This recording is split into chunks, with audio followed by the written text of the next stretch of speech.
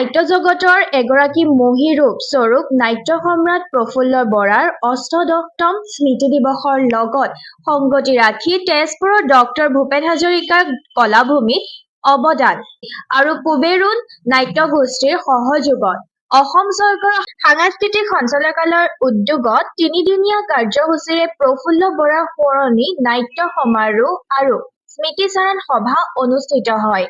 উল্লেখনীয় যে এই স্মৃতি দিৱসৰ লগত সংগতি ৰাখি প্ৰথম নিশা তেজপুৰ বিশ্ববিদ্যালয়ৰ শিক্ষাৰ্থীৰ দ্বাৰা গঠিত কৃষ্টি নাট্য গোষ্ঠীয়ে ৰাষ্ট্ৰীয় পুৰস্কাৰপ্ৰাপ্ত প্ৰফুল্ল বৰাৰ কালজয়ী নাটক আকৌ মঞ্চস্থ কৰে। 21 নৱেম্বৰৰ নিশাও বেচেৰিয়াৰ ৰংগশালা নাট্যগোষ্ঠীয়ে প্ৰবোধ মেধি ৰচিত মুখা আৰৰ মুখ নিবেদন কৰি দৰ্শকৰ প্ৰশংসা বুটলিবলৈ সক্ষম হয়।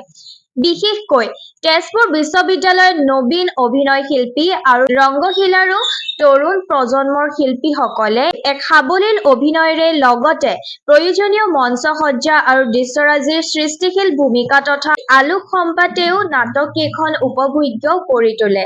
নাটকৰ উপভোগ কৰা সকলো দৰ্শকে দুয়োটা নিশাই পৰিৱেশন কৰা নাটকে বিশেষ সমাদৰ লাভ কৰে।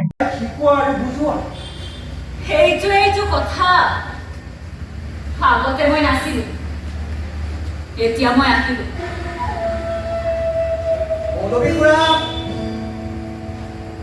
মৌলবী খুৰা আপোনাক দেউতাই ভিতৰলৈ মাতিছে।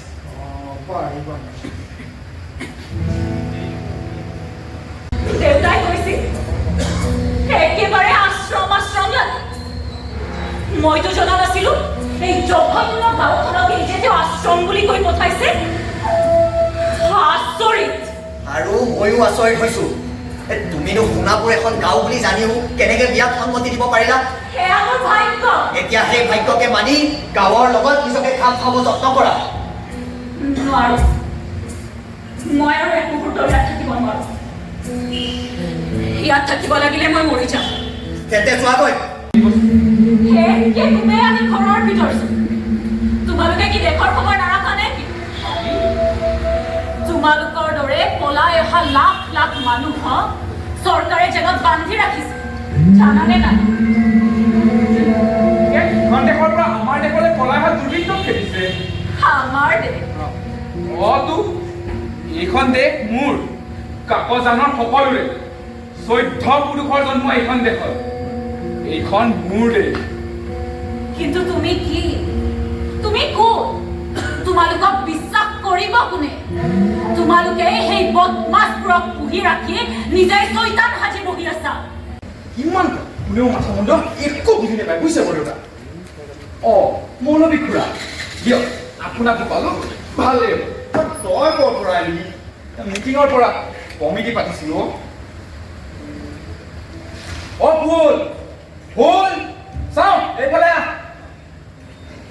ৰচোন তই আকৌ কিহৰ কমিটি পাতিলি? পাতিছিলো কমিটি এখন। আপোনালোকেতো একো নকৰে, মাথো ঈশ্বৰ আৰু আল্লাহে কৰি থাকে।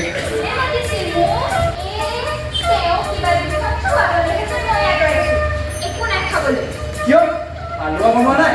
ভিতৰত সোমাইনো কি কৰি আছে? কিয় সোমাওঁতে মোৰ নাকত গোন্ধ লাগিছে নহয়।